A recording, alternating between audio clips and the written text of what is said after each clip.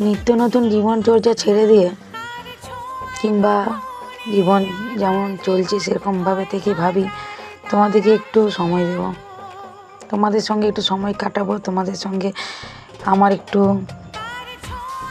সব দৈনন্দিন জীবনটা একটু শেয়ার করব, কি নিত্যদিনটা একটু শেয়ার করব। কিন্তু কি করে করবো বলো তো?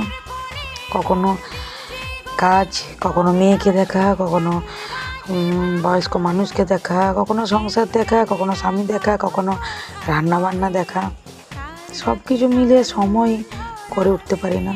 যদিও বা সময় করে উঠতে পারি তবুও বা ফোন ভালো না, ফোনে ভিডিও ভালো আসে না, এই নানা রকম নিয়ে হয়েই ওঠে না ভিডিও। তো আজ বুঝতে পারি যেন যে লাইফে দাঁড়ানোটা মোস্ট ইম্পর্ট্যান্ট।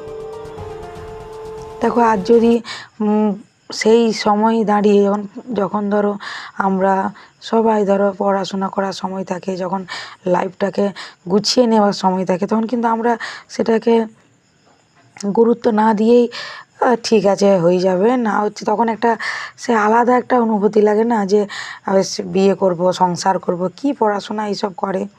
আজ বুঝতে পারি কী গুরুত্ব, তোমরাও বুঝো।